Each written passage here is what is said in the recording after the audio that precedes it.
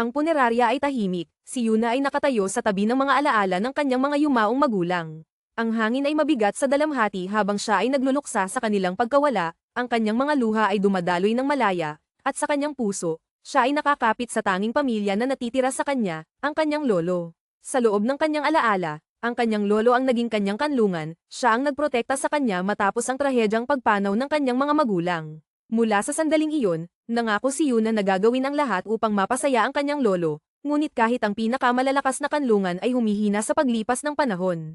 Kamakailan ay natuklasan ni Yuna ang isang nakakapanghinayang katotohanan, ang kanyang lolo ay nasa huling yugto ng kanser sa pancreas. Kaunti na lamang ang natitirang araw niya, at sa kaunting oras na natitira, siya ay nagbigay ng isang hiling, nais niyang makita siyang ikasal bago siya pumanaw. Ang puso ni Yuna ay kumabog, kasal. Siya ay masyadong bata, at tila nagmamadali. Gayunpaman, ang pag-aalala ng kanyang lolo para sa kanyang hinaharap ay nag-iwan sa kanya ng walang pagpipilian kundi isaalang-alang ito. Sa kolehiyo, nilapitan siya ni Suki, ang kanyang masayahin at kaakit-akit na kaibigan na palaging nagpapasaya sa kanyang mod. Isang ideya ang pumasok sa kanyang isipan, at bigla siyang hinayla siya palabas ng silid-aralan. Nang makalabas sila, siya ay nag-atubiling sandali bago sumabog. Suki, gusto mo bang pakasalan ako? Nagtigilan si Suki, nagulat sa sandali, pagkatapos ay ngumiti. Siyempre, biglaan, pero paano ko tatanggihan kung ikaw ang nag-propose, sabi niya, at nagdagdag na may tawa.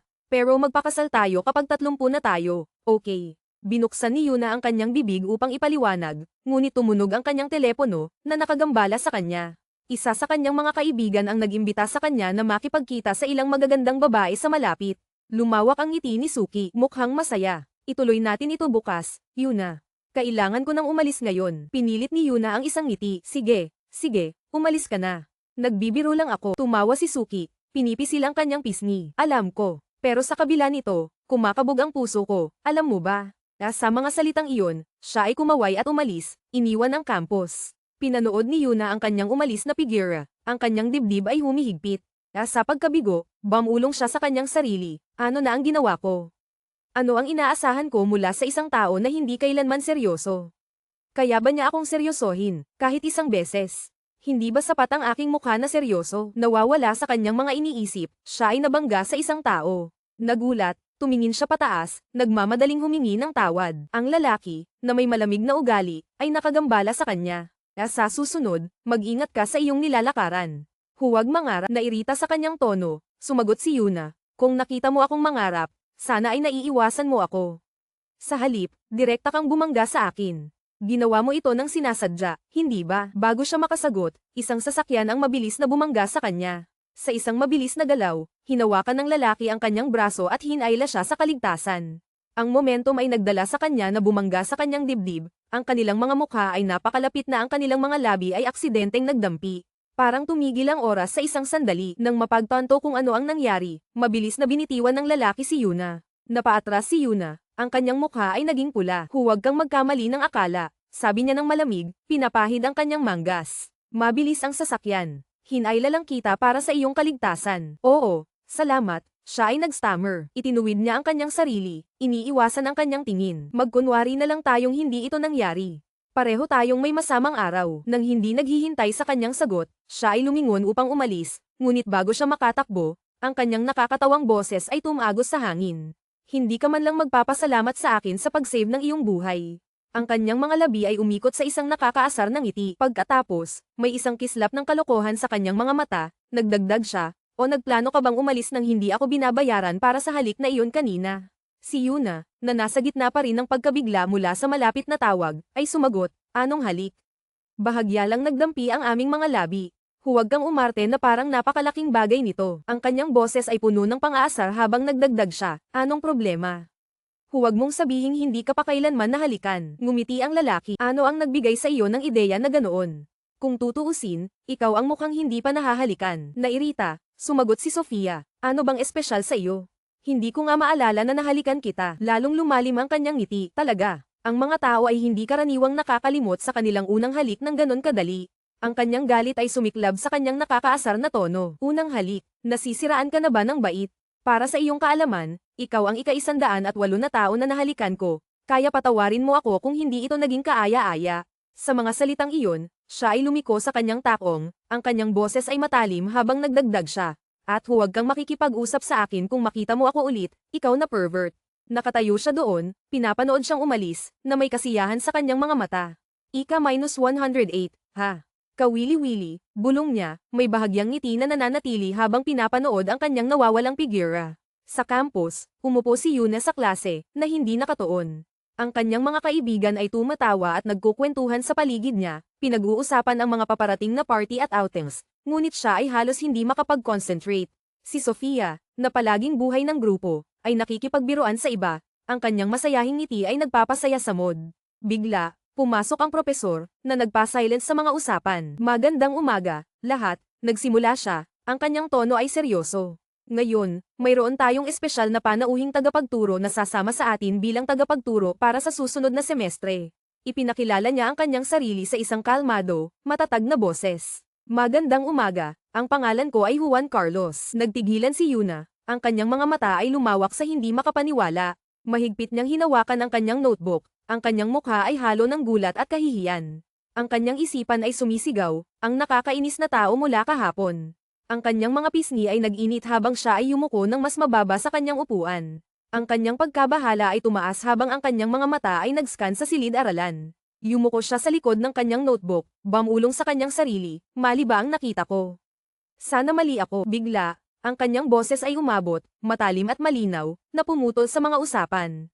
Ikaw, ang humahawak ng libro, ano ang pangalan mo? Nagulat, sumagot si Yuna. Ako po si Choi Yuna. Sir, siya ay nag-stammer. Sinusubukang ayusin ang kanyang boses. Isang mapaglarong ngiti ang kumagat sa kanyang mga labi. Miss Choi, nagsimula siya ng maayos, hindi ko alam na ang pagnanga sa isang libro ay makakatulong sa iyo na maunawaan ang nilalaman nito. Ang klase ay sumabog sa tawanan, at ang mukha ni Yuna ay naging pula. Bago siya makabawi, lalong lumalim ang kanyang ngiti. Sige, bakit hindi mo ipaliwanag ang P108? Ang kanyang puso ay tumalon sa isang tibok sa sinadyang paghinto bago ang kanyang susunod na mga salita. Oh, ang aking pagkakamali, nagdagdag siya, ang kanyang tono ay puno ng kalokohan. Ang ibig kong sabihin ay pahina 10.8. Ang ibig kong sabihin ay pahina 10.8. Ang kanyang mga mata ay kumikislap sa kasiyahan habang nagpatuloy siya. Sige, Miss Choi. Pakiusap, ipaliwanag mo sa amin. Lalong lumawak ang kanyang ngiti, malinaw na nasisiyahan sa kanyang pagkabahala. Nang matapos ang klase, casually na binati ni Sofia si Profesor Juan Carlos. Bakit hindi mo sinabi sa akin na magtuturo ka dito? Tanong niya, ang kanyang tono ay magaan at masaya. Mag-coffee tayo, dagdag niya. Ang ekspresyon ni Juan Carlos ay nanatiling magalang ngunit malayo habang siya ay sumagot, mayroon akong dapat asikasuhin pagkatapos nito. Gayun din, hindi na angkop para sa isang propesor at estudyante na mag-coffee ng magkasama. Oh, Sofia, kilala mo siya? Tanong ng isa sa mga kaklase, nagulat. Sumagot si Sofia nang walang pakialam, oo, kilala ng mga pamilya namin ang isa't isa. Mamaya, Juan Carlos, iminungkahi ng kaibigan ni Yuna ang tanghalian, na nag-aasam ng jempang, ngunit tumanggi si Yuna. Diretso na akong uuwi, pagod lang ako, sabi niya na may mahinang ngiti. Habang naglalakad sa pasilyo, napansin niya si Juan Carlos sa unahan niya. Nagtipon ng lakas ng loob, tinawag niya, Kang, maaari ba tayong mag-usap sandali? Huminto siya at lumingon, ang kanyang matalas na tingin ay nakatutok sa kanya. Pasensya na sa kung paano naganap ang ating unang pagkikita, nagsimula siya ng may pag-aalinlangan, ngunit maaari bang huwag nating dalhin ang ating issue sa klase? Hindi mo ba ako natatandaan? Bumalik ang kanyang ngiti, may bahagyang kasiyahan sa kanyang mga mata. Hindi ko dinadala ang mga personal na issue sa aking klase. Kumikilos ako tulad ng isang propesor na nagbibigay ng payo sa kanyang mga estudyante. Ang kanyang boses ay bahagyang bumaba, nagdadala ng bahid ng pang-aasar. Huwag maging mayabang. Ang kanyang bibig ay bumukas sa gulat, ngunit walang salita ang lumabas habang siya ay lumingon at umalis. Nakatayo siya doon, ang pagkabigo ay umaakyat sa ibabaw. Mamaya sa gabi, pabalik sa kanyang apartment, tumunog ang telepono ni Yuna. Ito ay ang kanyang lolo na tumatawag. Agad siyang sumagot. Yunse, kumusta ka? Tanong niya ng masaya. Ayos lang ako, lolo. Ikaw, kumusta? Sagot niya. Haha, mabuti ako. Makinig, nandito ako sa lungsod sa Sabado para makipagkita sa anak ng isang matandang kaibigan. Dapat sumama ka sa amin. Well, wala akong mga plano, kaya sige, sagot niya. Ayos, sasanduan kita. Kita-kits, nagtapos ang tawag, na nag-iwan sa kanya na nakatitig sa kanyang telepono. Dumating ang susunod na araw na may sariwang simoy ng hangin, at natagpuan ni Yuna ang kanyang sarili na sinasamahan ang kanyang lolo sa isang marangyang ari-arian. Tomas, tinawag ng kanyang lolo nang may init habang lumapit ang host. Ang may-ari ng ganitong kalaking kumpanya ay hindi dapat kailan ganing batiin ang mga bisita sa harap ng gate, biro ng kanyang lolo ng magaan. Ngunit kailangan kong lumabas. Gusto kong makilala ang batang ito, sagot ni Tomas, na tumatawang yumuko ng magalang. Ipinakilala siya ng kanyang lolo kay Haring Tomas at sa kanyang asawa, si Hao Keong. Ito ang mga anak ng aking yumaong kaibigan, si Kang Dong-oo. Malapit din sila sa iyong mga magulang, at sa may-ari ng TJ Corp. Masaya akong makilala ka, Yuna, sabi niya na may mainit ng ngiti. Lumaki kang napakaganda, sabi ni Tomas nang may kabaitan. Pumasok ka, dagdag ni Hao Keong, na nagutos sa kanila patungo sa malaking pasukan. Habang naglalakad, sinabi ni Tomas, maraming naitulong ang iyong pamilya sa amin. Kung wala kayo, hindi magiging ganito ang TJ Corp. Huwag mong sabihin yan, sumabat ang kanyang lolo, na tila tinatanggihan ang papuri. Nang pumasok sila sa bahay, bamantong hininga si Tomas, ang kanyang boses ay may halong pagsisisi. Yuna, pinagsisisihan kong hindi ako nakipag-ugnayan pagkatapos ng pagkamatay ng iyong mga magulang. Dapat sana ay inagaw siya ni Hao Keong, ang tono niya ay malambing at nakakaaliw. Huwag na nating pag-usapan ang ganitong mabigat na bagay ngayon, mahal. Mabilis na binago ni Tomas ang mood sa pamamagitan ng isang mainit na ngiti. Yuna, kung handa ka, isaalang-alang mo na bahagi ka ng aming pamilya. Masaya ako na sa wakas ay magkakaroon ng anak na babae, marahil isang nakababatang kapatid at isang nakatatandang kapatid para sa aking mga anak. Umiling si Hao Keong na may mapaglarong ngiti. Tomas, ikinahihiya mo siya. Matagal mo nang gustong magkaroon ng anak na babae, at ngayon ay nagmamadali ka sa pagkakataong ito. Lumiko si Tomas, na nagutos ng may pagmamalaki. Oh, narito na siya, ang aming pangalawang anak, si Kang Ji-hoon. Batiin mo siya. Yumuko ang binata ng may paggalang. Masaya akong makilala ka. Ako si Kang Ji-hoon. Habang nagpatuloy sila sa pag-uusap, umuugong ang tunog ng tiyak na mga hakbang sa pasilyo. Lahat ay lumingon nang pumasok ang panganay na anak. Naging tensyonado ang hangin sa isang sandali habang nagkatitigan sina Yuna at walang iba kundi si Juan Carlos, ang lalaking nagligtas sa kanya mula sa mabilis na sasakyan ilang araw na ang nakalipas. Lumaki ang kanyang mga mata sa gulat. Pareho silang natigilan. Ang kanilang mga mata ay nagkatitigan sa hindi makapaniwala sa biglaang pangyayari. Sa labas ng bahay, si Juan Carlos ang unang bumasag sa katahimikan. Talagang may sentido ng katatawanan ang tadhana, hindi ba? Sabi niya, ang boses niya ay may halong aliw. Talagang may sentido ng katatawanan ang tadhana, hindi ba? Sabi niya, ang boses niya ay may halong aliw. Huminga ng malalim si Yuna. Sinusubukang pigilin ang kanyang inis. Bakit hindi tayo magsimula muli? Salamat sa pagligtas sa aking buhay, sabi niya, ang tono ay magalang ngunit nag-iingat. Ang mga mata ni Juan Carlos ay kumikislap sa kalokohan habang sumagot siya. Oh, sinabi mong hindi mo naaalala, pero ngayon mukhang naaalala mo na. Matalim na sinabat ni Yuna. Ang kanyang mukha ay namumula. Walang pangangailangan para sa mga detalye. At oo, naaalala ko ang lahat. Ginoo, dagdag niya. Ang huling salita ay may awkward na ngiti. Tumawa siya ng mahina. Basta sa labas ng klase, tawagin mo akong Juan Carlos. Itinuwid ni Yuna ang kanyang postura at umiling. Paano ko magagawa iyon? Mas matanda ka at malinaw na mas may karanasan. Lalong lumawak ang kanyang ngiti. Oh, may karanasan, sabi mo. Ibig mong sabihin ay karanasan sa unang halik, pero hindi ko maihahambing sa iyo. Nagkaroon ka na ng 108 beses. Namula ang kanyang mukha habang siya ay naguguluhan, nakatitig sa kanya. Tumawa siya, walang pakialam. Tama ba, Ginang? Shoy, sumabog ang kanyang inis. Ikaw ay imposibleng tao. Dahil sa aking lolo at sa iyong mga magulang, sinusubukan kong maging maayos. Ngunit ikaw, tinuro niya siya, mag-ingat ka. Sa labas, hindi tayo nagkakilala. Naiintindihan mo. Eksaktong gusto ko. Walang pangangailangan na magpanggap na mabait. Hindi ito bagay sa akin kahit kailan. Nang siya ay lumingon upang umalis, si Yuna ay nakatayo na parang nakapako. Ang kanyang mga kamao ay nakasara habang ang inis ay nag-iinit sa loob niya. Sa kolehiyo, ibinulgar ni Yuna sa kanyang kaibigan na siya ay naghahanap ng potensyal na kapareha upang magpakasal at kahit na nag-alok na kay Suki. Nagulat, sumigaw ang kanyang kaibigan, paano ka basta-basta mag-aasawa ng sinuman? Pagkatapos ay pinagsabihan niya si Yuna, kailangan mo ng isang mature at nakatayo na tao, hindi lang basta sinuman. Bigla, lumiwanag ang ekspresyon ng kanyang kaibigan nang may ideya siyang pumasok sa isip. Alam ko, ang tiyahin ko ay may negosyo sa matchmaking. Ayusin natin ang isang blind date para sa iyo. Nang hindi naghihintay ng sagot, nagdagdag siya ng may katiyakan, aayusin ko ito para sa Sabado. Sa Sabado, sa isang hotel, umupo si Yuna na naghihintay sa kanyang partner sa matchmaking na dumating. Nang sa wakas ay lumitaw siya, ipinakilala niya ang kanyang sarili ng magalang ngunit agad na nagsimula ng walang katapusang kwento tungkol sa kanyang sariling kagandahan.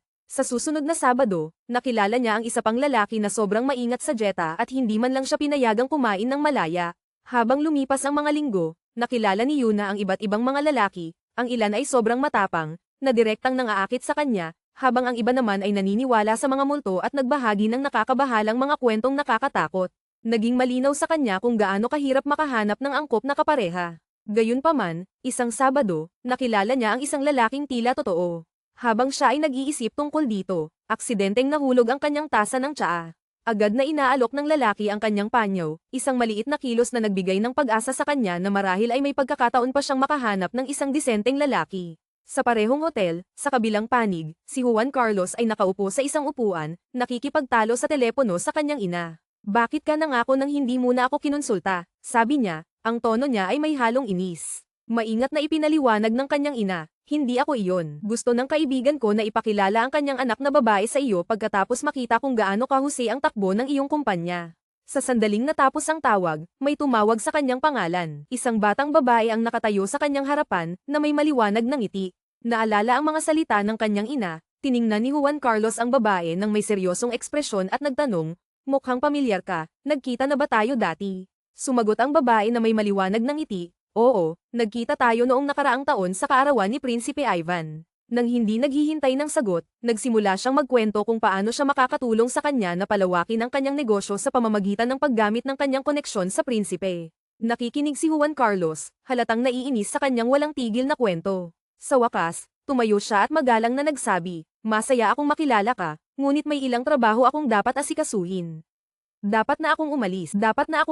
Mabilis na iminungkahi ng babae na dumating siya sa hindi magandang oras at nag-alok na umalis na muna. Habang siya ay naglalakad patungo sa labasan, huminga si Juan Carlos ng malalim at umupo muli sa kanyang upuan, nakahinga ng maluwag na sa wakas ay nagkaroon ng kapayapaan. Sa kabilang panig ng hotel, mukhang maayos ang pag-uusap ni Yuna. Habang sila ay nag-uusap, nagsimula ang lalaki ng magalang, nagtatanong tungkol sa kanyang pamilya. Gayunpaman, nagbago ang tono niya nang ibulalas niya. Nagastos ako ng 30 milyon para lang makilala ang isang tao sa aking antas. Napaatras si Yuna. Ang gulat ay halata sa kanyang mukha. Napansin ng lalaki ang kanyang reaksyon, bigla niyang hinawakan ang kanyang kamay at sinabi, huwag kang magsinungaling sa akin. Alam kong mga tao tulad mo ay mababa ang uri, desperado. Sumama ka sa akin sa silid, o i-report kita. Uminit ang kanyang galit, at sumagot siya, i-report mo ako sa pulis. Wala akong takot. Sa sandaling iyon, isang pamilyar na boses ang umuugong sa hangin. Si Juan Carlos, na dumadaan, ay huminto sa kanyang mga yapak. Nagpatuloy ang lalaki, na hindi pinapansin ang kanyang pagtutol. Kung gusto mo ng pera, matutulungan kita na makuha ito ng mabilis. Pinigilan ni Yuna ang kanyang mga ngipin, sinusubukang kontrolin ang kanyang galit. Bago pa makapagsalita ang lalaki, mahigpit na nahawakan ng ibang tao ang kanyang kamay. Nagulat, tumingin si Yuna pataas, tanging makita si Juan Carlos na nakatayo roon, nakatitig sa lalaki na may malamig na ekspresyon. Humigpit ang kanyang pagkakahawak, na nagdulot sa lalaki na sumakit at matambo pabalik sa sakit. Nang walang salita, hinawakan ni Juan Carlos ang kamay ni Yuna at mabilis na dinala siya palabas ng eksena. Nahihirapang makasunod sa kanyang hakbang, nahulog si Yuna sa likod niya. Salamat, hindi ko alam kung ano ang mangyayari kung wala ka roon, sabi niya na may hingal.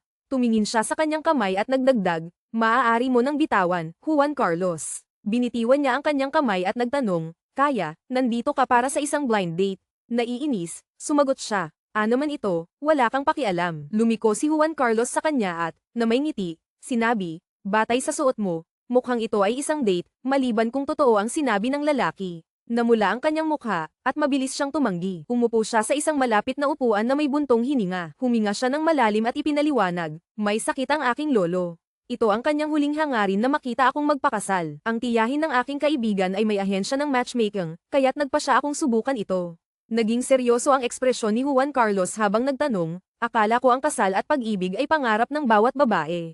Okay lang ba talaga na sumama sa mga blind date na ganito? Muling bumantong hininga siya at sumagot, hindi ito madali, pero hindi ko kailangan ng pag-ibig para sa kaligayahan ng aking lolo. Gusto ko lang ang titulo ng asawa. Tinutukan siya ni Juan Carlos ng tingin, tila malalim ang iniisip. Dagdag pa niya ng mahinahon, akala ko ang lalaki kanina ay isang mabuting tao. Akala ko sa wakas ay matutupad ko ang hiling ng aking lolo. Umupo si Juan Carlos sa tabi niya, tahimik na walang sinasabi. Mukhang may kinakalkula siya sa isip bago siya tumingin sa kanya at nagsabi, Choi Yuna, magpakasal ka na lang sa akin. Nagtaka si Yuna at natigilan. Pagkalipas ng isang segundo, tumawa siya ng nervyoso. Biro lang yan. Nanatiling seryoso ang kanyang ekspresyon habang sumagot, hindi mo ba sinabi na hindi ka tatanggi kung may humiling sa iyo na magpakasal? Nawawala ang kanyang tawa. Oo, pero bakit ikaw pa? Bahagyang umusag si Juan Carlos at mahinahong sinabi, dahil kapaki-pakinabang ito para sa ating dalawa. Tugma tayo sa isa't isa, at magkakilala ang ating mga pamilya. Masisiyahan ng iyong lolo kung magpakasal ka sa akin. May pagdududa, tinanong niya, at ano ang makukuha mo dito? Kailangan ko ng katayuan bilang asawa, katulad ng kailangan mo ng titulo ng asawa, sagot niya. Dumating ang pagkaunawa sa kanya, at lumaki ang kanyang mga mata. Sandali, nandito ka rin para sa... Oo, siya'y pinutol. Ayokong sayangin ang oras ko sa mga blind date. Kung mag-aasawa ako ng iba, kailangan kong harapin ang kanilang mga damdamin, pero ikaw ay interesado lang sa titulo. Maginhawa ito para sa ating dalawa. Tumingin siya sa kanya ng mapanlikha at mumurahin, hindi ko maisip na magpapakasal tayo. Pagkatapos, matapos ang isang saglit, sinabi niya, maaari ba akong magkaroon ng oras para mag-isip? Sa isang tiwala ng ngiti, sumagot si Juan Carlos, sige. Bibigyan kita ng 3 araw. Sa ikatlong araw, alas 5 ng hapon, magkita tayo sa parking lot kung saan tayo unang nagkita. Kung hindi ka darating, ibig sabihin ay tinatanggihan mo ang aking alok. 3 araw ang lumipas, sa parking lot, nakatayo si Juan Carlos na naghihintay gaya ng ipinangako. Tumingin siya sa kanyang relo, alas 4:50 ng hapon. Sinuri ng kanyang mga mata ang tahimik at walang laman na daan sa harap. Lumipas ang mga minuto, at muli niyang sinuri ang oras, ngayon ay alas 5:00 na. Nabigo, binuksan niya ang pinto ng kanyang sasakyan, nag-iisip sa kanyang sarili, ano bang inaasahan ko sa pagpunta dito? Nang malapit na siyang pumasok sa sasakyan, may tumawag sa kanyang pangalan. Lumingon siya at nakita si Yuna na tumatakbo patungo sa kanya, bahagyang hingal. Pasensya na at nahuli ako, sabi niya, humihingal. Natapos ang klase ko ng mas huli kaysa sa inaasahan. Nanatiling seryoso ang ekspresyon ni Juan Carlos habang sumasagot, nasa 10 minuto ka nang nahuli. Narito ako upang tanggapin ang iyong alok, ngunit mayroon akong isang kondisyon. Inayos niya ang kanyang sarili at tumingin sa kanya ng matatag. Gusto kong manatiling lihim ang kasal na ito, kahit hanggang magtapos ako. Sikat ka sa campus, at kung malaman ito, maaaring maging sakuna ito para sa akin. Ang mga labi ni Juan Carlos ay umikot sa isang bahagyang ngiti habang tumango siya. Sige, inilabas niya ang kanyang kamay para sa isang pakikipagkamay at sinabi, sa ganitong kaso, masaya akong makatrabaho ka, Ginang. Joy, ngunit bigla siyang hinayla papunta sa kanya, at siya ay natamba sa kanyang mga bisig. Hawak niya siyang matatag, ang kanyang pagkakahawak ay mahigpit. Nagulat, inilagay niya ang kanyang mga kamay sa kanyang dibdib, itinulak siya. Ano bang ginagawa mo? Bakit mo ako niyayakap ng ganyan? Sigaw niya. Hindi ba't magkasintahan na tayo? Dapat tayong magmukhang isa. Sa kang mansion, sa panahon ng hapunan, naging tensyonado ang atmosfera habang lahat ay tumingin kay Juan Carlos, na bagong nag-anunsyo na mayroon siyang balita. Sa isang matatag na ekspresyon, sinabi niya, mag-aasawa ako kay Yuna. Ang mukha ng kanyang ama ay lumiwanag sa kaligayahan. Apong babae ni Jichoy. Napakagandang balita, sigaw niya. Sa kabaligtaran, ang ekspresyon ni Ginang Kang ay naging maulap sa pag-aalala. Tumango ang kanyang ama sa pag-aproba. May kutob na ako tungkol dito nang bumisita sila sa atin, ngunit hindi ako sigurado. Sumagot si Juan Carlos ng kalmado. Matagal na kaming nagde-date, ngunit hindi ko alam na magkakilala ang aming mga magulang. Nakialam si Ginang Kang, ang kanyang boses ay matatag ngunit nakabawi. Gaano na kayo katagal na nasa relasyon? Nagtuturo ka lang sa kanyang campus noong nakaraang linggo. Hindi ba't medyo minadali ang desisyong ito sa kasal? Pantay na tinamaan ni Juan Carlos ang kanyang tingin. Matagal na kaming nagde-date bago ako nagsimulang magturo sa kanyang campus. Hindi ko lang sinabi sa iyo, sagot niya ng maayos. Pagkatapos, may bahagyang ngiti, idinagdag niya, at kaya ayaw ko kapag pinipilit mo akong makipag-date sa mga anak ng iyong mga kaibigan. Huwag mag-alala, inay, mag-aasawa ako kay Yuna dahil mahal ko siya. Bahagyang lumaki ang mga mata ni Ginang Kang, isang alon ng takot ang bumuhos sa kanya habang iniisip, alam ba niya kung ano talaga ang pag-ibig? Nainis, mahigpit niyang piniga ang tinidor sa kanyang kamay, kahit na ang kanyang ekspresyon ay nanatiling mahinahon. Sa isang pilit ng ngiti, sinabi niya, Juan Carlos, bakit hindi mo siya dalhin dito? Gusto kong makausap siya ng personal. Sa telepono, nagulat si Yuna sa balita. Nag-aalala, tinanong niya, paano kung magduda siya? Nanatiling kalmado ang tono ni Juan Carlos habang sumasagot, sundan mo lang ang plano. Sagutin ang lahat ayon sa napag-usapan natin. Maghihintay ako sa karaniwang lugar. Huwag kang mahuli. Nang matapos ang tawag, nakatitig si Yuna sa kanyang telepono, ang pagkabahala ay umiikot sa kanyang dibdib.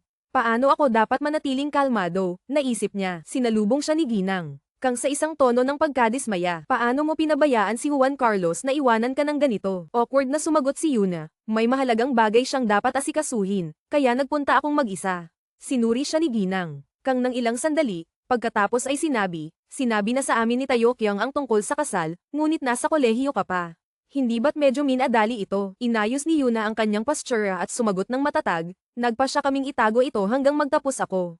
Nagduda si Ginang. Kang at nagtanong pa, ang kanyang tono ay bahagyang matalim. Gaano na kayo katagal na nagde-date, at bakit hindi mo kami pinaalam ng mas maaga? Naramdaman ang tensyon, sinubukan ni Yuna na pahupain ang kanyang pag-aalala. Talagang seryoso kami tungkol dito, sabi niya, ang kanyang boses ay matatag. Mukhang kumalma si Ginang. Kang nang bahagyang, ang kanyang ekspresyon ay lamambat. Hindi ko naman sinasabi na ayaw ko sa iyo, sabi niya nang nag-iisip. Mayroon lang akong ilang tanong. Tumingin siya ng direkta kay Yuna. Ang kanyang tingin ay seryoso. Talaga bang mahal mo ang aking anak? Sinisikap ni Yuna na magmukhang tapat. Sumagot siya, oo, mahal ko siya ng buong puso. Pinagmasdan ni Ginang. Kang ang kanyang mga mata at muling nagtanong, mahal ka ba ni Juan Carlos? Nagtigilan si Yuna. Ang kanyang isipan ay nagmamadali para sa isang sagot. Bago siya makasagot, may pamilyar na boses na humadlang, Mom, hindi ba't dapat itanong mo ito sa akin? Nagulat, lumingon si Yuna habang pumasok si Juan Carlos sa silid. Niyayakap siya sa kanyang mga balikat at hinahatak siya malapit, nahuhuli siya sa kanyang yakap. Sinabi ko sa iyo na mahal namin ang isa't isa. Ano pa ang dapat kong gawin para kumbinsihin ka? Tumingin siya kay Yuna, isang mapaglarong ngiti ang nakabitin sa kanyang mga labi. Wala namang kakaiba na tinatanong si Mom, di ba, honey? Awkward na umiling si Yuna at sumagot, hindi, nag-aalala lang siya tungkol sa iyo. Tahimik na pinagmamasdan ni Ginang. Kang ang palitan, ang kanyang pag-aalala ay lalong lumalalim. Habang umaalis sila sa bahay, nagreklamo si Yuna, kailangan mo bang umarte ng ganyan? Sabi niya, ang tono ay may inis. Sumagot si Juan Carlos ng casual, paano pa maniniwala si Mom sa atin? Hindi mo naman kailangan akong yakapin, sagot niya. Umismed siya ng bahagya, dapat mong makita ang mukha mo nang tinanong kanya ng mga tanong na iyon. Mukha kang awkward, lalo na nang niyakap kita. Humihingal siya. Paano ako hindi magiging awkward? Halos hindi tayo magkakilala, at hindi mo man lang ako binalaan ng maaga. Nang makarating sila sa kanyang tahanan, nagmumura siya ng magalang na salamat, at sinubukang bumaba sa sasakyan. Ngunit bago siya makaalis, hinawakan ni Juan Carlos ang kanyang kamay at hinayla ito sa kanyang mga labi, pinipisil ito ng halik.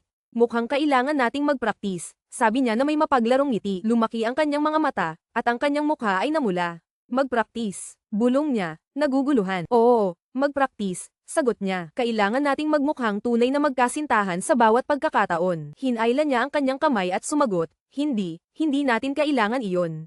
Kaya ko nang mag-isa. Pinagtawanan niya, tingnan mo. Nalilito ka na, tulad ng ngayon. Yumuko siya ng mas malapit, nakatingin sa kanya, ang kanyang tingin ay mapaglaro, lalo na nang lalo pang namula ang kanyang mukha habang ang init ay umakyat sa kanyang mga pisngi. Nagpanik siya at itinulak siya pabalik. Sabi ko, hindi ko kailangan ito, sigaw niya bago nagmadaling bumaba sa sasakyan.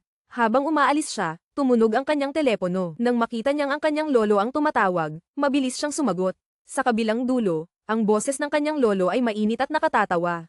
Dapat sana ay sinabi mo sa akin ng mas maaga, at sumang-ayon na ako sa iyong kasal noon din.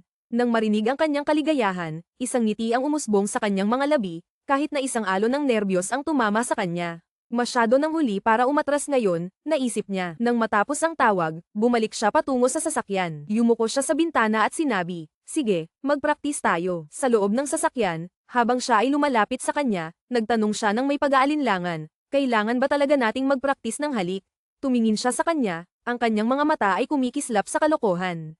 Ano sa tingin mo? Nang hindi naghihintay ng sagot, hinawakan siya sa leeg at maingat na hinawakan ang kanyang mukha. Sa susunod na segundo, nahuli ng kanyang mga labi ang kanya. Ang kanyang mga mata ay malaki sa gulat habang ang sandali ay humahaba. Ang kanilang halik ay lumalim, dinadala siya ng higit pa rito. Matapos ang tila isang walang katapusang sandali, umatras si Juan Carlos na may maliit na ngiti. Iyon ay isang halik sa kasal, sabi niya ng casual, pinapahid ang kanyang hinlalaki sa kanyang mga labi. Mag-aasawa tayo sa lalong madaling panahon, kaya tama lang na magpraktis para dito, hindi ba? Habang siya ay naguguluhan pa rin, tumango siya ng walang salita at mabilis na umalis. Si Juan Carlos ay nakasandal, pinapahid ang likod ng kanyang leeg, ang kanyang mga pisngi ay bahagyang namumula habang inuulit ang nangyari. Kinabukasan, sa kolehiyo, habang si Yuna ay tumitingin sa kanyang mga kaibigan, naalala niya ang kanyang pag-uusap kay Juan Carlos. Itinatago namin ito, ngunit maaari ko bang sabihin sa isa sa aking mga kaibigan? Kailangan ko ng isang tao na nandyan para sa akin, tanong niya, at pumayag siya.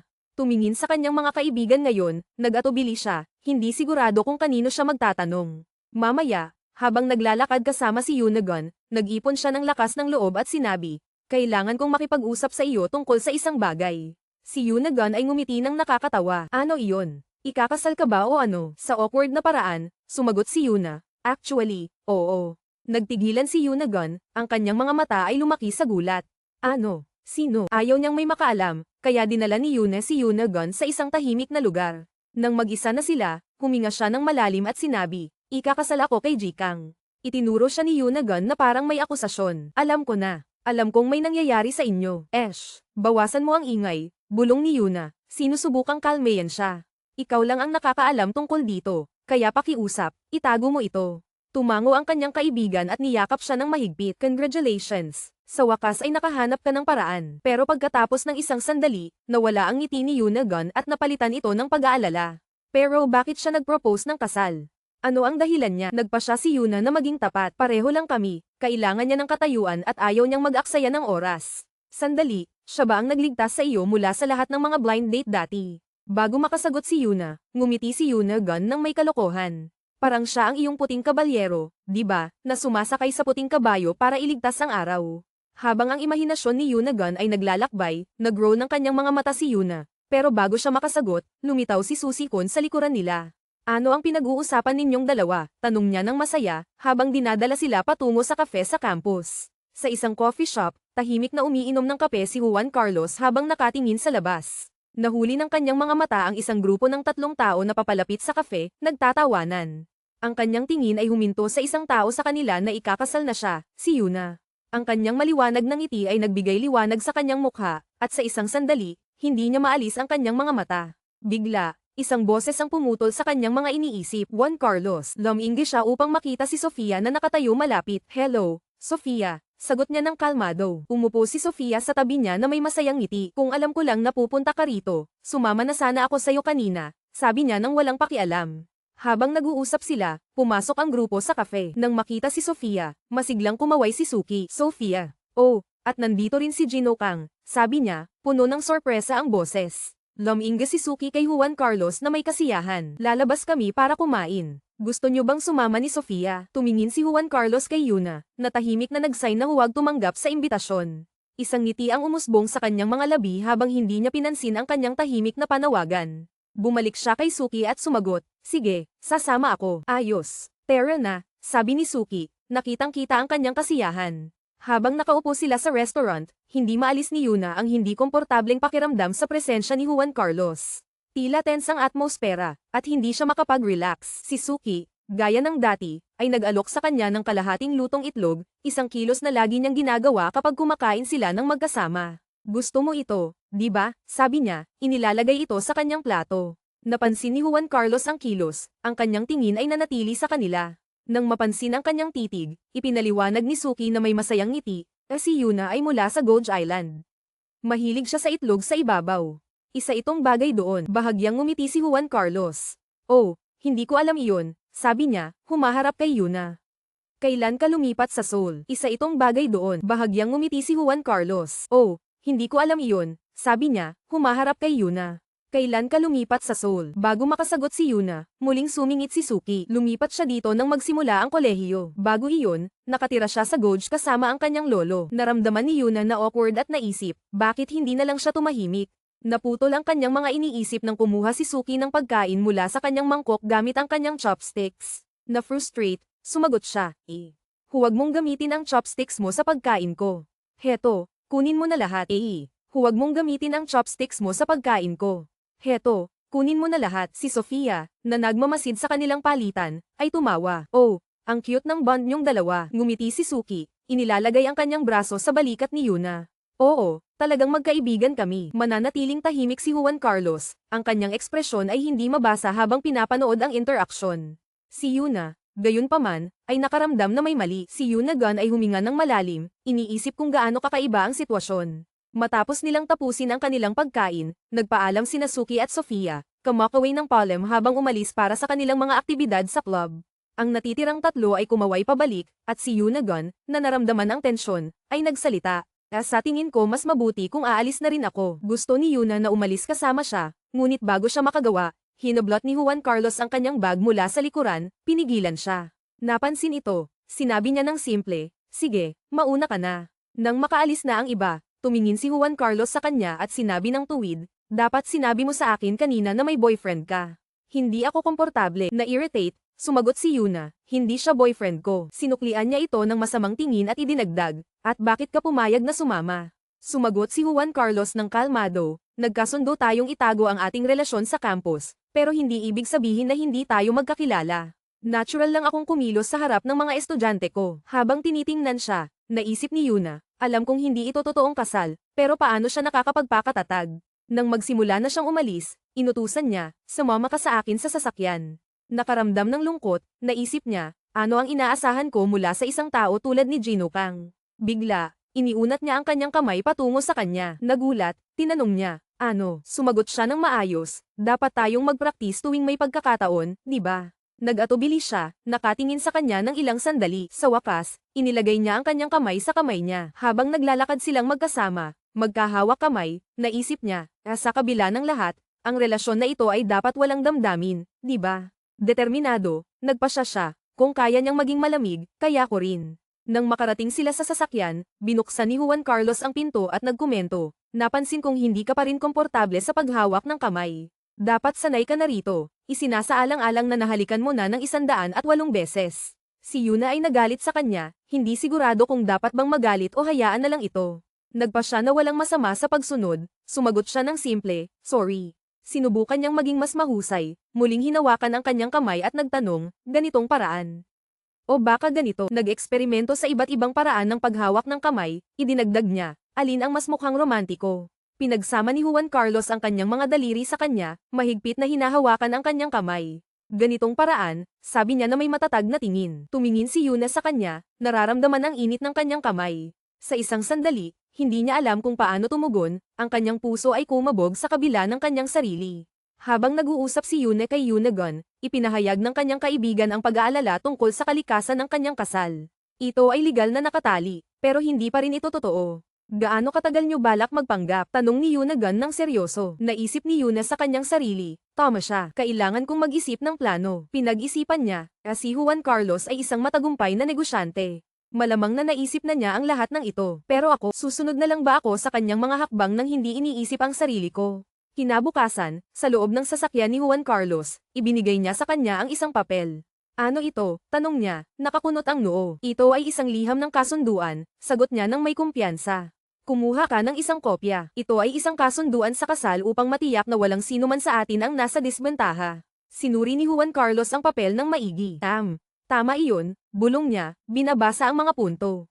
Ang unang punto, pagpapanatili ng pagiging kumpidensyal tungkol sa kasal, ay may katuturan, ngunit katayuan sa kasal, ang mas magandang termino. Mas malinaw iyon. Tumingin siya sa kanya. Wala akong problema sa unang punto, ngunit kung sasabihin mo sa isa sa mga kaibigan mo, sasabihin ko sa isa sa mga kaibigan ko.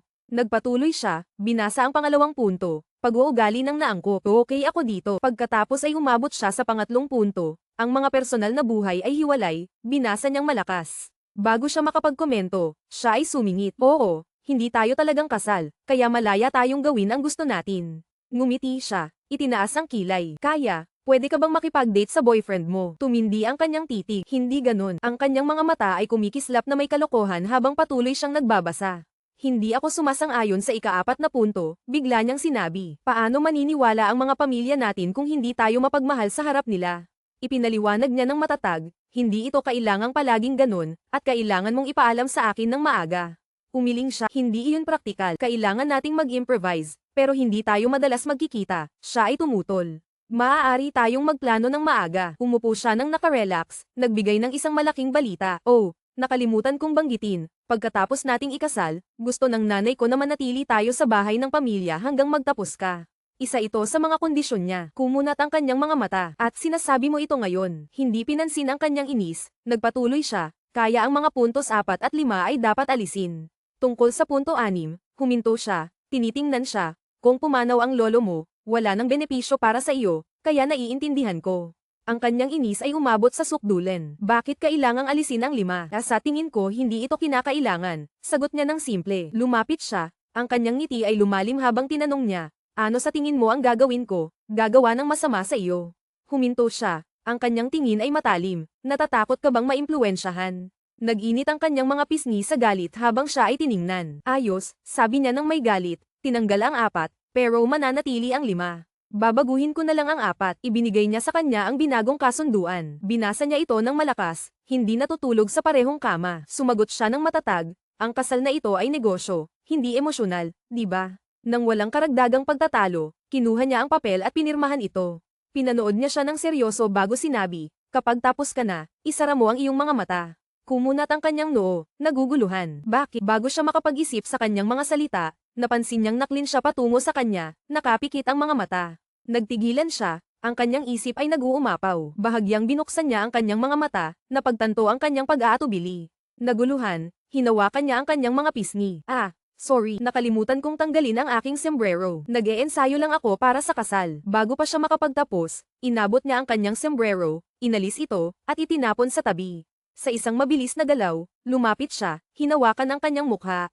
Isang halik sa kasal, bulong niya, ang boses ay mababa, ay sinisimulan ng ikakasal. Bumilis ang tibok ng kanyang puso habang siya ay lumalapit, ang kanyang tingin ay nakatuon sa kanya. Bumilis ang tibok ng kanyang puso habang siya ay lumalapit, ang kanyang tingin ay nakatuon sa kanya. Napahinto ang kanyang paghinga habang pinagdikit niya ang kanyang mga labi sa kanya, ang halik ay lumalim habang pareho silang nawawala sa sandaling iyon, napagtanto ang kahalagahan nito.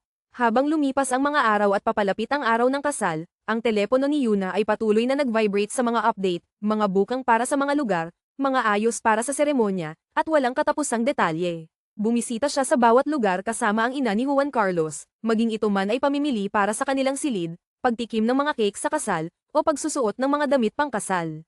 Isang hapon, habang siya ay sumusuot ng kanyang damit pangkasal at nakatayo sa harap ng salamin, isang alon ng pagkaunawa ang bumuhos sa kanya, ang kasal na ito, kahit na isang kontrata para sa kapwa kapakinabangan, ay totoong-totoo pa rin. Tumingin siya sa kanyang refleksyon, ang kanyang mga emosyon ay naguguluhan. Ang seremonya ay nakatakdang maganap sa kanilang tahanan sa Gulf Island. Habang naglalakad sa hardin, napansin niya ang kasiglahan ng mga paghahanda, ang mga dekorasyon, ang mga bulaklak, ang mga mesa na inaayos, ngunit hindi niya maintindihan kung bakit hindi siya nakakaramdam ng kasiyahan sa loob. Sa loob ng bahay, lumapit sa kanya ang kanyang tiyahin na may nag-aalala na ekspresyon. Nasaan si Juan Carlos? Hindi ko pa siya nakita, sabi ng kanyang tiyahin, humihikbi.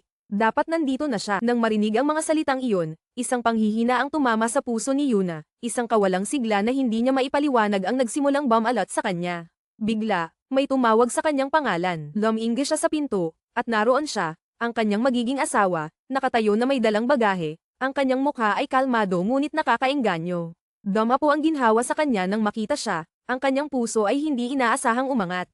Napansin ang kanyang ekspresyon, lumapit si Juan Carlos, maingat na kinuha ang kahon na hawak niya.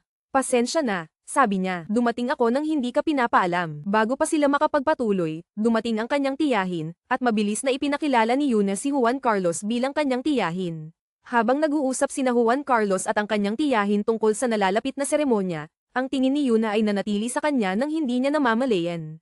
Nagsimula ang isang ngiti sa kanyang mukha, nakaramdam siya ng tunay na kapayapaan at kaligayahan. Tungkol sa nalalapit na seremonya, ang tingin ni Yuna ay nanatili sa kanya nang hindi niya namamalayan. Nagsimula ang isang ngiti sa kanyang mukha, nakaramdam siya ng tunay na kapayapaan at kaligayahan. Sa gabi, sa bahay ng mga Choi, nagtipon-tipon ang lahat sa paligid ng hapagkainan, nag-uusap ng casual. Ang tita ni Yuna ay mahinahong nagalit sa kanya, kailangan mong kumain ng mas marami, o baka mag-faint ka sa araw ng iyong kasal. Tumutol si Yuna, hindi ko kayang kumain ng sobra, tiya, o hindi mag-fit ang aking damit. Si Juan Carlos, na nakaupo malapit, ay sumingit na may kalmadong tiwala, huwag mag-alala, tiya. Pagkatapos naming ikasal, sisiguraduhin kong marami siyang kakainin. Tumango si Yuna, nakikita mo, ngayon ay makakapagpahinga ka na. Ngumiti ng mainit ang kanyang tita, na nagsabi, hindi na nakakagulat na sinabi ni Yuna na nahulog siya sa pag-ibig sa unang tingin. Nang marinig ito, itinaas ni Juan Carlos ang kanyang kilay at tumingin sa kanya. Oh, talaga. Hindi niya iyon sinabi sa akin. Pumasok ang kanyang lolo na may tawa. Ganyan lang siya. Hindi siya palaging nagsasabi ng nararamdaman niya, pero mamahalin ka niya ng buong puso. Nang maglaon, habang naghahanda si Yuna ng silid para kay Juan Carlos, pumasok siya na may dalang bagahe. Tumingin sa paligid, nagtanong siya, ito ba ang iyong silid? Oo, sagot niya, matutulag ako sa silid ng tita ko ngayong gabi. Kung hindi ito komportable, pasensya na, dagdag niya ng may pag-aalinlangan. Ayos lang, sagot niya ng simple. Maingat siyang nagtanong, bakit hindi mo ako sinabihan kanina na darating ka? Nakapaghandog sana ako ng mas magandang silid para sa iyo. Tumingin siya sa kanya ng sandali, pagkatapos ay itinaas ang kanyang kamay at mahinang itinukod ang isang hibla ng buhok sa likod ng kanyang tainga. Dahil hindi nag-abala ang aking magiging asawa na makipag-ugnayan sa akin isang araw bago ang aming kasal. Ano pa ang magagawa ko kundi hanapin siya mismo? Naabala, tumingin siya sa kanya, at siya ay bahagyang ngumiti. Salamat sa pagdating, sabi niya ng taos-puso. Lalong lumalim ang ngiti ni Juan Carlos habang siya ay lumapit, pinindot ang isang magaan na halik sa kanyang noo. Nang humiwalay siya, mahinang sinabi, "Good night, aking ikakasal." Bigla siyang nakaramdam ng pag-ibig. Sa araw ng kasal, lahat ay nakahanda na para magsimula ang seremonya. Habang naghahanda si Juan Carlos, sinabi ng kanyang kaibigan, "Hindi ako makapaniwala na ikakasal ka na. Ilang araw na ang nakalipas, nagda-date ka sa mga bulag na inayos ng iyong nanay. Sino ba ang ikakasal?" Sa totoo lang, sa isang ngiti, sumagot si Juan Carlos, tiyak na hindi siya ang taong nakilala ko sa isang bulag na date. Naging seryoso ang tono ng kanyang kaibigan. Sino nga? Hindi pinansin ni Juan Carlos ang tanong, kumatok siya sa pinto ng silid kung saan naghahanda si Yuna. Binuksan ng kanyang kaibigan ang pinto at sinabi, hindi pa siya handa, ngunit nagpatuloy si Juan Carlos. Sandali lang ako, tiniyak niya sa kanya. Pumasok siya at tinawag, Yuna. Ngunit nang tumingin siya, natigilan siya, lumalaki ang kanyang mga mata. Nakatayo doon si Yuna, nakasuot ng kamanghamanghang kasal sa kanyang gown. Nang mapansin ang kanyang titig, nagtanong siya, oo. Napagtanto niyang masyado na siyang matagal na nakatayo ng tahimik, nilunok ni Juan Carlos ang kanyang lalamunan at itinaas ang kanyang kamay, na nagonjok sa kanyang kaibigan. Ito ang aking kasosyo sa negosyo at groomsman. Akala ko'y ipakikilala ko siya. Yumuko siya ng magalang sa lalaki at pagkatapos ay ipinakilala ang kanyang kaibigan sa kaibigan ni Juan Carlos. Matapos magpalitan ng magagandang salita, pinaalalahanan ni Juan Carlos ang kanyang kaibigan, dahil ito ay isang lihim na kasal, huwag hayaang malaman ng sino man sa opisina. Tumango ang kanyang kaibigan, nakuha, idinagdag ng kaibigan ni Yuna, ako rin. Iiwan ko na kayong dalawa sa ngayon. Bago umalis, pareho silang nagbigay ng payo, magpahinga ka lang, okay. Nang magsara ang pinto, nagtanong si Yuna kay Juan Carlos nang may kaba. Talaga bang mukhang tense kami? Sumagot si Juan Carlos nang may kumpiyansa, hindi ako. Ikaw, syempre tense ako, sigaw niya. Kung mahahayag ang aming plano, mabibigo ang lolo ko. Naglagay siya ng kamay sa kanyang dibdib, idinagdag, kaya pala ganito ang pakiramdam. Hindi nakakagulat na may mga tao na tumatakbo sa kanilang kasal. Lumapit si Juan Carlos, inilagay ang kamay sa kanyang balikat. Kaya, gaya ng kanilang mungkahi, dapat ba tayong magpraktis ng halik para makapagpahinga? Lumapit siya, ang kanyang mukha ay malapit na sa kanya, ang kanilang mga labi ay ilang pulgada na lamang ang layo. Ngunit kung gagawin natin iyon, kailangan mong ayusin ang iyong makeup. Nagbiro siya na may ngiti. Naabala, itinulak siya niya. Bakit palagi kang nag-iisip tungkol sa halik? Ang kapal mo. Tumawa si Juan Carlos, humakbang pabalik na may nakakaaliw na ngiti. Nakikita mo, ngayon ay hindi ka na kinakabahan, di ba? Nakatayo siya doon, naguguluhan, pinapanood siyang umalis. Ano ang nangyari? Naisip niya, ang kanyang puso ay tumatalon. Sa ilalim ng malambot na anino sa lugar ng kasalan, nakatayo si Juan Carlos na naghihintay sa kanyang ikakasal, ang kanyang tingin ay nakatuon sa daan sa unahan.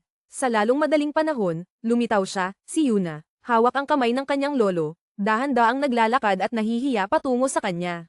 Nang magtagpo ang kanilang mga mata, bumilis ang tibok ng kanyang puso, at instinctively siyang tumingin pababa, hindi kayang hawakan ang kanyang tingin. Si Juan Carlos, gayunpaman, ay nanatiling kalmado, ang kanyang mga mata ay hindi umaalis sa kanya habang siya ay lumalapit. Nang sa wakas ay umabot sila sa kanya, hindi na makapaghintay pa si Juan Carlos, iniunat ang kanyang kamay patungo sa kanya.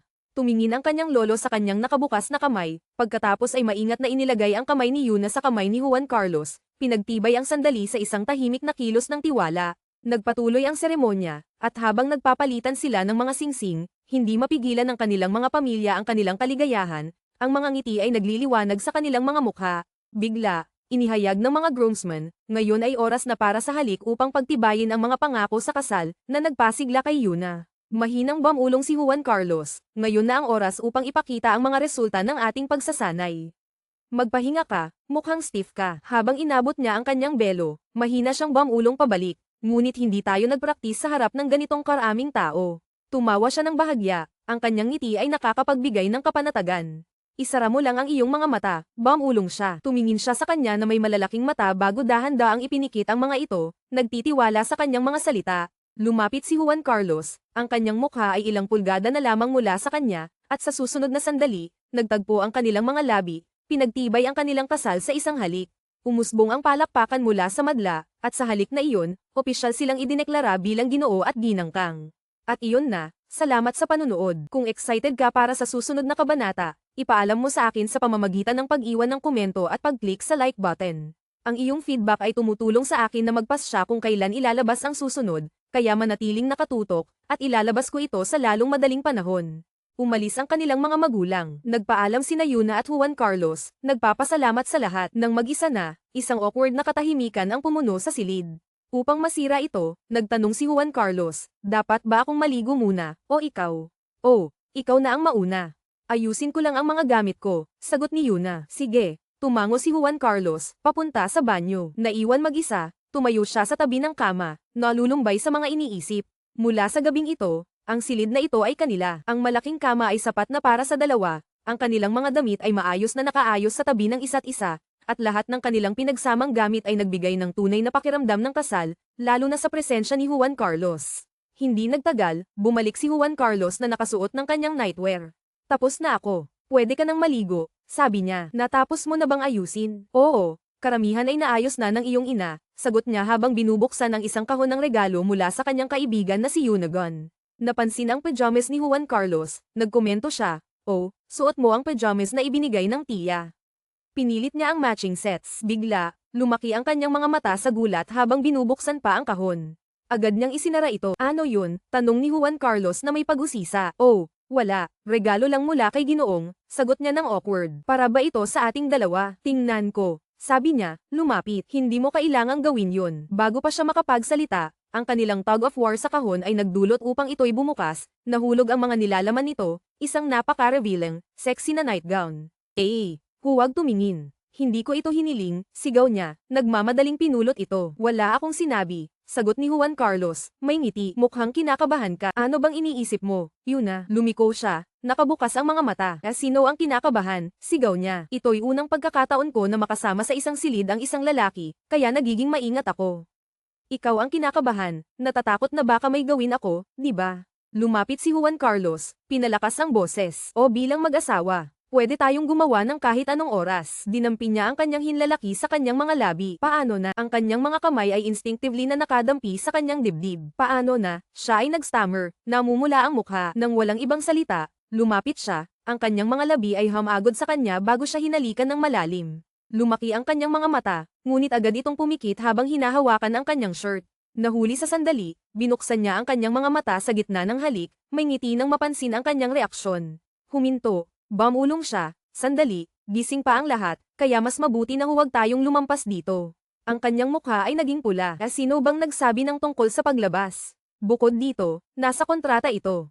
Hindi tayo natutulog sa parehong kama. Tumawa siya. Mukhang kailangan nating maghintay hanggang sa ating honeymoon. Nakakainis, naisip ni Yuna. Habang lumalalim ang gabi sa tahanan ng mga Ginokang, nakaupo si Yuna sa kama, palihim na tumitingin kay Juan Carlos, na nakaupo sa sofa na abala sa kanyang tablet.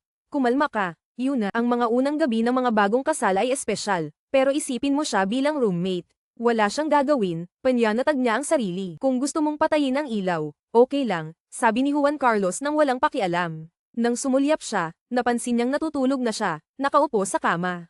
Ang kanyang tingin ay humahawak sa kanyang mapayapang mukha, ang kanyang mga mata ay lumilipat sa kanyang malalaking dibdib at pagkatapos ay sa kanyang bahagyang nakabukas na mga labi. Hindi siya makatingin palayo, ngunit sa huli ay maingat na tinakpan ang kumot sa paligid niya at inalis ang kanyang buhok sa likod ng kanyang tainga. Kumilos siya ng kaunti, bumubulong sa kanyang pagtulog bago lumiko at mahimbing na natulog. Dumating ang umaga ng mabilis. Malakas na tumunog ang alarm, gin-eyes si Yuna. Umupo siya ng tuwid, nag-iisip, kailan ako nakatulog. Tumingin sa sofa, nakita niyang walang tao. Huwag sabihin mo. Agad niyang sinuri ang kabilang bahagi ng kama, ngunit nakita rin itong walang laman. Nasaan siya? Sa ibaba, mainit siyang bumati sa kanyang mga biyenan. Nasaan siya? Sa ibaba, mainit siyang bumati sa kanyang mga biyenan. Magandang umaga, Ama. Magandang umaga, Ina. Oh, nakatulog ka ba ng maayos? Tanong ni Ginokang nang may kabaitan. Magandang umaga, mahal. Oo, Nakatulog kami. Ikaw, bago siya makasagot, sumingit si Ginang. Kang, nasaan si Juan Carlos? Nandito ako, narinig ang boses mula sa likod. Nang lumingon, nakita nilang si Juan Carlos na para bang kakabalik lang mula sa pagtakbo. Oh, Juan Carlos, pinagalitan ni Ginang. Kang, nag-eehersisyo sa araw na ito. Dapat ay kasama mo ang iyong asawa sa kanyang unang araw dito. Pasensya na, nanay, sagot niya ng taos-puso. Pumunta ka mag-shower at bumalik. Hikbi niya, bahagyang itinulak siya patungo sa mga hagdang bato. Habang siya ay naglalakad, lumingon siya at nakita si Yuna na masayang nakikipag-chat sa kanyang pamilya. Tumingin din siya pabalik, ngunit para lamang makita siyang umaalis. Nasa kusina siya, nabanggit ni Ginang. Kang, dahil may mga klase kang dadaluhan, hindi mo na kailangang tumulong sa pagluluto, mahal. Oh, pero makakatulong ako, nag-alok si Yuna, nararamdaman ang responsibilidad. Matapos ang almusal, tumayo si Juan Carlos. Salamat sa pagkain. Pumapasok na ako sa trabaho. Lumiko siya kay Yuna, maingat na inilagay ang kanyang kamay sa kanyang baywang. Bumulong siya sa kanyang tainga, natapos mo na ang iyong almusal, mahal. Aalis na ako. Pinanood ng kanyang pamilya ang mahinahong pagpapakita na may ngiti, bagamat nahihiya ngunit nakikisama, bahagyang niyakap ni Yuna ang kanyang mga braso sa kanya. Tapos na ako, kaya isasama kita sa harapan. Sa labas, ngumiti si Juan Carlos. Lumalabas na ang iyong pag-arte, Yuna. Halos mukhang natural na. Huminto siya. Inikat ang kanyang ulo. O nag-e-enjoy ka na ba sa iyong bagong katayuan? Nararamdaman ang pagkabahala. Nagtanong siya ng maingat. Hindi naman, pero kailangan kong itanong, talaga bang natulog ka sa sofa kagabi? Naglagay siya ng kamay sa kanyang balikat, nagkukunwaring nasaktan. Oo, ngayon ang buong katawan ko ay masakit. Sa tingin mo ba ang iyong asawa ay kasing marumi ng mikrobyo na hindi mo man lang matutulog kasama ko? Bahagi iyon ng kasunduan, sigaw niya. Lumingon siya. Pinapanood ang kanyang namumulang pisngi na may kasiyahan. Lalong lumalim ang kanyang ngiti, lubos na nasisiyahan sa galit sa kanyang ekspresyon. Sa kalaunan, habang nakaupo si Yuna sa bus, paulit-ulit na bumabalik sa kanyang isipan ang mga salita ni Juan Carlos. Ano ang ibig niyang sabihin doon? Nagtanong siya. Gusto ba niyang maging hindi komportable ako, upang payagan ko siyang matulog sa parehong kama? Napabuntong hininga siya. Unang araw pa lang, at ganito nakakomplikado. Hindi ko inisip na ang maging asawa ni Kang Juan Carlos ay magiging mas mahirap kaysa sa inaasahan ko. Napaka-unpredictable niya. Paano ako dapat kumilos sa paligid niya? Hindi ba siya pwedeng kumilos sa paraang nagpapadali sa kasal na ito? Ang kanyang tingin ay napadpad sa singsing ng kasal sa kanyang daliri, at isang realization ang tumama sa kanya. Hindi siya dapat magsuot ng kanyang singsing ng kasal sa paaralan. Huminto sa isang malapit na tindahan, bumili siya ng ilang fashion rings na isusuot sa halip. Ngayon na nakasuot ng maraming singsing sa kanyang mga daliri, nagpunta siya sa klase. Sa silid-aralan, nagtanong si Sofia kay Yuna, talaga bang hindi mo pa nakita si Yuna? Na-frustrate, sumagot siya, ilang beses mo bang itatanong yan? Hindi ko siya nakita. Sa sandaling iyon, pumasok si Yuna, humihingal. Agad na tumalon si Sound mula sa kanyang upuan. Yuna, umupo ka dito, tawag niya, nagwawawing. Nang siya ay umupo, idinagdag niya, iniligtas ko ang upuan para sa iyo. Oh, salamat, sagot niya. Nasaan ka? Hindi ka karaniwang nahuhuli. Mukha kang pagod, napansin ni Sound. Ayos lang ako, sagot niya nang may pag-aalinlangan. Ako, lumipat ng bahay. Oh, saan? Tanong niya na may pag-usisa. Medyo malayo, mga 40 minuto ang layo, paliwanag niya. Bakit? Malapit lang ang iyong lumang lugar sa campus, patuloy na nagtanong siya. Bago siya makasagot, sumingit si Ginoong. Talagang nag-aalala ang kanyang lolo sa kanya, kaya't siya ay nananatili sa mga kamag-anak ngayon. Tama iyon, sang-ayon ni Yuna na may awkward na ngiti. Napansin ang mga singsing sa kanyang mga daliri, hinawakan siya ni Suki. Simula kailan ka nagsimulang magsuot ng mga singsing? Tanong niya, na may pag-usisa. Bago siya makasagot, nagkonklad siya na may ngiti. Oh, sumusunod ka sa pinakabagong uso, ha?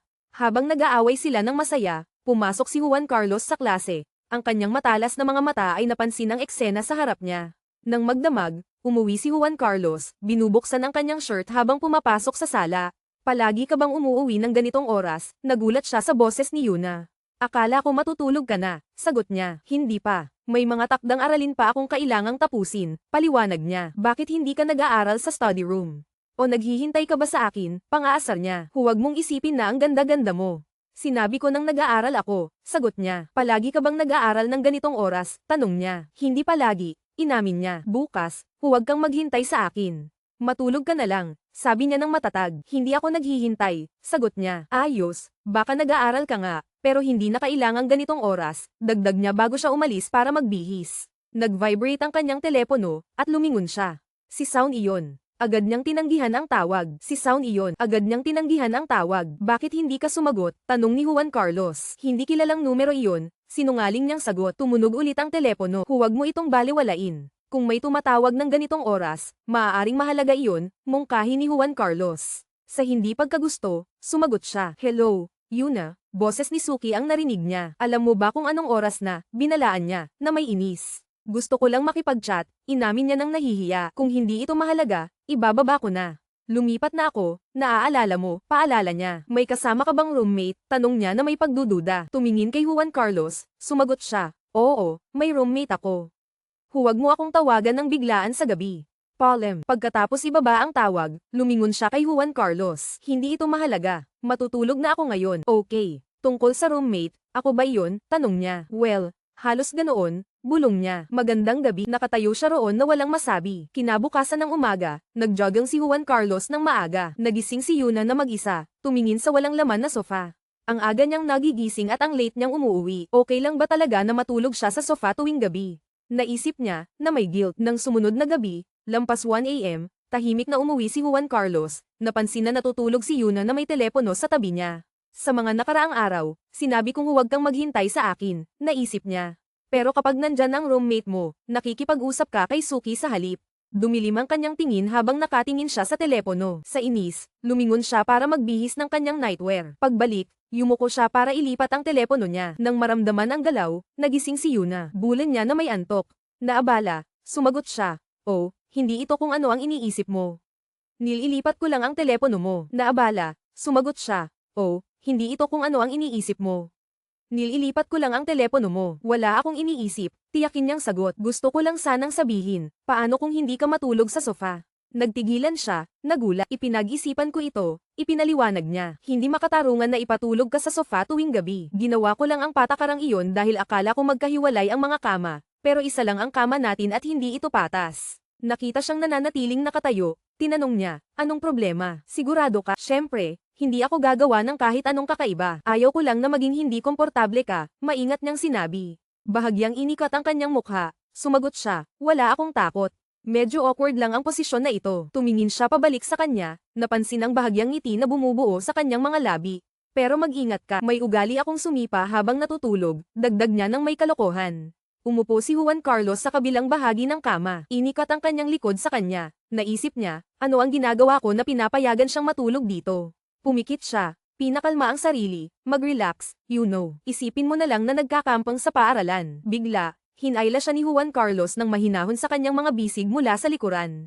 Anong ginagawa mo? Bulong niya ng matalim. Sumagot siya sa bulong, kung matutulog tayo ng ganito, hindi mo ako masisipa, at ayaw kong lumipat ka sa sofa pagkatapos kong makatulog. Ang kanyang init ay pumalibot sa kanya, na nag-iwan sa kanya na hindi makapag-argumento. Dahan-dahan, pumikit siya, hinayaan ang kanyang sarili na mag-relax habang pareho silang dumarapo sa mapayapang pagtulog sa yakap ng isa't isa. Kinabukasan ng umaga, habang naglalakad si Juan Carlos, patuloy na naglalaro sa kanyang isip ang mga alaala ng nakaraang gabi, nagdadala ng maliit na ngiti sa kanyang mga labi. Pagdating sa bahay, agad siyang pumunta sa silid tulugan. You know, anong oras ang klase mo ngayon? Dapat ba tayong magkasama? Tinawag niya. Gayunpaman, walang tao sa silid. Tinawag niya siya at sinuri ang bawat bahagi ng bahay, ngunit wala siya saan man. Nag-alala, tinanong niya ang kanyang ina. Oh, nabanggit niyang may takdang aralin siya at umalis ng maaga. Hindi ba siya nagbigay ng impormasyon sa iyo?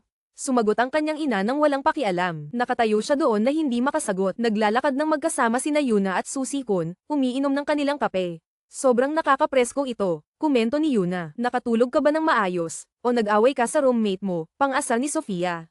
Hindi naman talagang away. Nagkatulog lang kami ng magkasama sa unang pagkakataon. Naisip niya, na naaalala kung gaano siya kakomportable sa pagtulog sa tabi ni Juan Carlos. Ang kanyang yakap ay nagbigay sa kanya ng pakiramdam ng seguridad. Nakaramdam ng awkward sa pagtingin sa kanya sa umaga, sinadyang umalis siya bago siya magising. Bigla, nagtanong si Sofia, hey, ang roommate mo, bagay ba siya sa akin? Palagi kang umaabuso sa bawat sitwasyon, pinagsabihan ni Yuno ng may pagduduwal. Anong masama sa pagiging mausisa? Gusto ko lang malaman ang higit pa tungkol sa kanya, depensa niya. Gusto ko lang malaman ang higit pa tungkol sa kanya, depensa niya. Itinaas ni Ginoo ang kanyang kamay at umamin. Oh, nakilala ko na siya. Talaga, sabihin mo sa akin ang higit pa tungkol sa kanya, nag-udyok si Susikon ng sabik. Well, siya ay parehong maganda at gwapo sa parehong oras na may itim na buhok, inilarawan niya ng may pag-iisip. Humarap si Susie Kon kay Yuna. Pakilala mo ako sa kanya. Magkaibigan tayo. Pagkatapos ng lahat, humiling siya na may nakakalokong ngiti. Sa sandaling iyon, lumapit si Juan Carlos sa grupo. Magandang hapon, batiin niya. Lahat maliban kay Yuno ay sumagot, magandang hapon, Ginoong Kang. Nagtagpo ang kanilang mga mata, at tumaas ang tensyon sa pagitan nila. Si Sofia, na hindi alam ang kanilang relasyon, ay nagsimulang makipag-chat kay Juan Carlos, na nagdulot kay Ginoo na tahimik na magkomento, mukhang natupad ang kanyang hiling. Nakikita ang iyong roommate, napansin ang singsing ni Juan Carlos, nagtanong si Susie Kon ng mausisa, Ginoong Kang, may suot kang singsing. Kasal ka ba? Nagulat, mabilis na bumalik si Yuno. Sa mabilis na pag-iisip, nagpasok si Ginoo, kung hindi ako nagkakamali, iyon ay singsing ng serbisyo militar, tama ba? Oo, nakita ko na iyon dati, nagdagdag si Yuna ng mabilisan, nakikilahok. Si Sofia, na naniniwala sa kanila, ay hinawakan ang kamay ni Yuna. Talagang mahilig ang mga tao sa mga singsing ngayon. Tingnan mo, may suot ding singsing si Yuna. Na-frustrate, hinayla niya ang kanyang kamay pabalik. Sinabi ko sa iyo kagabi na nakita kong may mga tao na may suot na mga singsing na ganito sa club din, dagdag ni Sofia, na hindi pa rin nakakaalam. Tahimik na pinanood ni Juan Carlos ang interaksyon, ang kanyang matalim na tingin ay nakatuon sa kanila. Napansin ang kanyang matinding titig, nakaramdam si Yuno ng pressure. Galit ba siya? Mayroon bang kailangan naming pag-usapan? Naisip niya, sa bahay sa gabing iyon, maingat na tinanong ni Yuno, bakit ka may suot na singsing ngayon? Hindi ba dapat ay tinatakpan mo ito? Hindi ka ba may suot din? Tinanong niya pabalik. Oo, pero kahit papaano ay tinatakpan ko ito ng ibang mga singsing, ipinaliwanag niya. Bakit? Natatakot ka bang mapansin ni Susie Kon? Tanong niya ng tuwid. Bakit mo siya binanggit? Binaling niya. Dahil siya, huminto si Juan Carlos, napagtanto na hindi siya dapat hayaan ang emosyon na makialam sa kanilang kontratang kasal. Nang walang ibang salita, mahigpit niyang hinawakan ang kanyang kamay. Huwag kailanman tanggalin ang singsing na ito. Utos niya. Lumaki ang kanyang mga mata, namula ang kanyang mukha sa kanyang matinding pag-uugali. Hinayla niya ang kanyang kamay. Sumigaw, bakit ka ganyan? Naglalaro ka ba sa aking mga damdamin o ano? Naglalaro ng ano? Ikaw ang asawa ko, ayon sa ating kontrata, sagot niya. Ikaw ang nagpilit sa isang kasal na walang emosyon. Sinusunod mo lang ba ang kontrata? O ano ang tungkol sa iyong mga damdamin? Hamon niya. Nakatayo siya doon na hindi makahanap ng sagot. Mamaya sa gabing iyon, habang nakahiga sila sa kama, nagmuni-muni si Juan Carlos, mga damdamin. Wala silang halaga. Lahat ng ginagawa ko ay para lamang gampanan ang aking papel bilang kanyang asawa. Maraming mag-asawa ang nakakaligtas ng hindi kasangkot ang mga damdamin. Dapat ko sanang sinabi iyon, pero bakit hindi ko magawa? Kinabukasan sa agahan, tinanong ni Ginang. Kang, may plano na ba kayong dalawa para sa inyong honeymoon? Hindi maganda na ipagpaliban ito ng masyadong mahaba pagkatapos ng kasal. Juan Carlos, huwag masyadong abala. Dalhin mo ang iyong asawa sa bakasyon. Nag-iisip kaming pumunta sa Guam, sagot ni Yuna. Ayos lang iyon, sumigaw si Jikang. Kailan ninyo balak umalis? Sa simula ng tag-init, masiglang tanong ni Ginang. Kang, oo, tama iyon, sumang-ayon si Juan Carlos. Nasa proseso pa kami ng pag-aayos ng mga petsa batay sa aking proyekto, dagdag ni Yuno. Kung gayon, tara na at mamili ngayong katapusan ng linggo, masiglang mungkahi ni Ginang. Kang, nag-atubiling tumango si Yuno. Sige, ma'am. Mamaya sa mall, sinubukan ni Yuno ang isang magandang damit na pinili ni Ginang. Kang, ma'am, sa tingin ko sapat na ang t-shirts at shorts, tumutol siya. Maaari kang bumili ng gusto mo mamaya, pero gusto kong bilhin ito para sa iyo. Ang ganda-ganda mo dito, matamis na iginiit ni Ginang.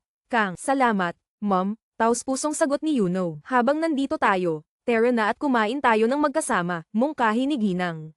Kang, gusto ko iyon, masiglang sagot ni Yuno. Habang sila ay umaalis, may tumawag mula sa likuran. Yuno. Hi. So pareho silang lumingon at natigilan si Yuno, nagulat na makita si Sujan na nakatayo roon. Oh, ikaw nga, ang tagal na. Auntie, masiglang bati ni Sujan. Ang kanyang mga mata ay lumipat kay Yuno, lumalaki sa gulat. Yuno, anong ginagawa mo kasama si Aunt Haisok? Nakatayo si Yuno doon na hindi makagalaw, nahihirapang sumagot. Oh, Sujan, ikaw pala. Akala ko ibang tao, stammer niya. Pero mabilis na naalala ni Ginang. Kang ang kanilang kasunduan na itago ang kasal sa campus. Si Aunt Haisok ay kaibigan ng aking ina, at nagkita kami ng aksidente kanina. Oh, talaga? Alam mo bang siya ang ina ni Gino Kang? Tanong ni Sujan. Hindi ko alam iyon, sinungaling ni Yuno. Mamaya, nagtanong si Sujan kay Ginang. Kang, Aunt, maaari bang kumain tayo ng magkasama? Oh, pasensya na, pero may plano na ako kasama ang aking pamilya, magalang na sagot ni Ginang. Kang, ibig sabihin ay darating din si Juan Carlos. Maaari ba akong sumama? Aunt, masiglang tanong ni Sujan. Nag-atubili si Ginang. Kang, hindi sigurado kung paano sisigot. Nakaramdam ng tensyon, mabilis na nagpasok si Yuna. Pasensya na, pero may grupo akong takdang aralin na dapat ipasa. Dapat na akong umalis ngayon. Salamat sa ara. No corresponding translation found. No corresponding translation found. Dapat na akong umalis ngayon. Salamat sa araw na ito. Aunt, nagmadali siyang umalis habang tinawag siya ni Ginang. Kang, you know. Salamat sa araw na ito. Aunt, nagmadali siyang umalis habang tinawag siya ni Ginang. Kang, you know. Kaya, aling restaurant tayo pupunta? Aunt, mamaya, habang naghihintay ng bus, naisip ni Yuno, ngayon, ano ang dapat kong gawin? Hindi ko maaring umuwi ng diretso dahil sinabi ko kay ina ni Juan Carlos na may grupo akong takdang aralin. Mag-aalala siya kung ako'y mahuhuli. Mas mabuti nang ipaalam sa kanya na malapit na akong umuwi. Ang kanyang isip ay bumalik kay Sujan. Hindi ko alam na si Sujan ay malapit sa pamilya ni Juan Carlos. Habang naglalakad siya sa kalye, may isang sasakyan na lumapit mula sa likuran. Akala ko nakita kita. Tawag ni Susikon, na bumaba mula sa sasakyan. Anong ginagawa mo dito? Tanong niya, nagulat. Kakatapos ko lang ihatid ang isang tao sa dorm, paliwanag niya nang walang pakialam. Tumingin siya sa suot niya at nangasar, bakit ganyan ang suot mo? Nasa blind date ka ba o dumedalo sa kasal? Kakalabas ko lang, sagot niya ng awkward. Saan ka pupunta ngayon? Wala ka pang dinner, di ba? Tara, kumain tayo. Suhestyon niya ng masigla, hinawakan ang kamay niya at hinayla siya. Samantala, sa TJ Corp, nakaupo si Juan Carlos sa kanyang desk, nakatitig sa kanyang telepono. Napansin ito ng kaibigan niyang si Minjin at lumapit. Anong tinitingnan mo? Zinend sa akin ng nanay ko ang address ng restaurant, sagot ni Juan Carlos. Tumawa si Minjin. Hindi ba sikat ang lugar na yan para sa mga date? Baka gusto kanyang makasama dahil kasama niya si Yuna. Nang maisip ang posibilidad, biglang tumayo si Juan Carlos. Salamat, Minjin, sabi niya, mabilis na umalis. Mukhang hindi maganda ang mood ni Yuna kanina. Baka ito ang makapagpasaya sa kanya. Sa restaurant, inutusan ng hostess si Juan Carlos na pumunta sa isang pribadong silid. Pumasok siya, handang sorpresahin si Yuna. Oh, Juan Carlos, nandito ka, masiglang bati ni Ginang. Kang, oo, ma'am, sagot niya, umupo. Lumiko siya at nagulat. Sujan, anong ginagawa mo dito? Hindi ka ba namimili, ma'am? Ngumiti si Sujan ng maliwanag. Nagkita kami kanina, nakita pa namin si Choi Yuna, pero umalis siya. Kilala mo siya, di ba? Dagdag niya ng walang pakialam. Naging madilim ang ekspresyon ni Juan Carlos habang mabilis na kinuha ang kanyang telepono. Nag-type siya ng mensahe kay Yuno, nasaan ka? Okay ka lang. Kailangan ko bang sunduin ka? Hindi mapigilan ang kanyang pag-aalala, bigla siyang tumayo. Pasensya na, pero may mahalagang bagay na lumitaw, paumanhin niya, mabilis na umalis habang tinatawagan siya. Nang sa wakas ay sumagot si Yuno, sinabi niya ng matalim, Yuno, okay ka lang. Maraming beses na kitang tinawagan. Mukhang kalmado siya sa kabilang linya. Nasa harap ako ng campus. Medyo mahuhuli ako. May meeting lang ako sa isang kaibigan bago umuwi. Tumatagilid ang mga balikat ni Juan Carlos nang marinig ang pamilyar na boses sa likuran. Sofia, kasama siya ni Susikon. At nandito ako, nag-aalala para sa kanya. Pero bakit parang hindi ako mapakali? Sa restaurant, nagpaalam si Susikon na maghuhugas ng kamay habang nag-iisa si Yuna. Salamat, Susikon, tawag niya. Walang anuman. Magkaibigan tayo, Yuna, sagot niya ng masigla. Habang naghihintay, napansin niya ang kanyang wedding ring. Nag-atubiling sandali, dahan-dahan niyang inalis ito, inilagay sa kanyang bag. Ito ang unang pagkakataon na inalis ko ito. Nakakabahala, pero ano pa ang magagawa ko? Nang dumating ang pagkain, tinawag niya, Sofia, bilisan mo. Nandito na ang pagkain. Bigla, narinig niya ang pamilyar na boses sa likuran niya. Sa wakas, nahanap kita, Choi Yuna.